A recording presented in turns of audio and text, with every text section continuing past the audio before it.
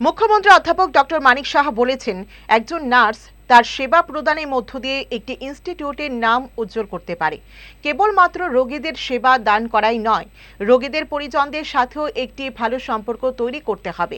কর্মজীবনে যাবার আগে যে প্রতিজ্ঞা আপনারা করেছেন, সেই প্রতিজ্ঞার প্রতিটি শব্দ যেন অক্ষর অক্ষরে পালন করতে পারেন সেদিকে খেয়াল রাখতে হবে, তবেই রোগীদের পরিষেবা দেওয়ার ক্ষেত্রে সার্থকতা আসবে।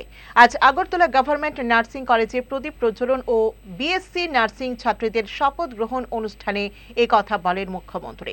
তিনি বলেন, আমরা চাই ত্রিপুরা রাজ্যে একটা স্বাস্থ্যের হাব তৈরি হোক।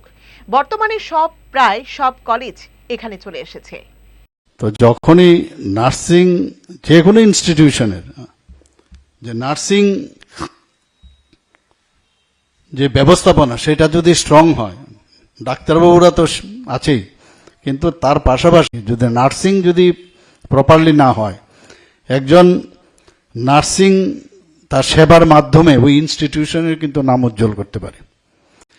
আমরা মাঝে মাঝে সময়ের কারণে বিভিন্ন সমস্যায় আমরা অনেক সময় ডেভিয়েট করি, আমাদের যে কাজের থেকে কিন্তু আমরা ডেভিয়েট করি।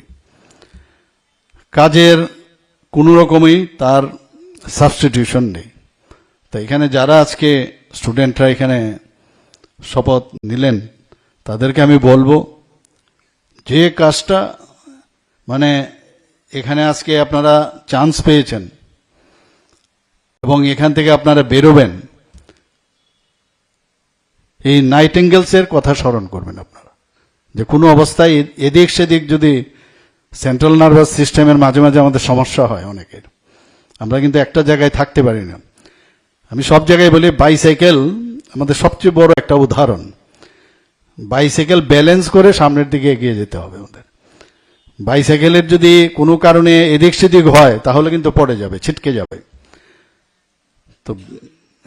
তো ব্রেইনটাকেও ঠিক ব্যালেন্স করে সামনের দিকে যাওয়া, এবং গোল হচ্ছে যে আমি যে কাজে আমাকে এই সুযোগ উপরওয়ালা দিয়েছে সেই কাজটা আমার করে যেতে হবে।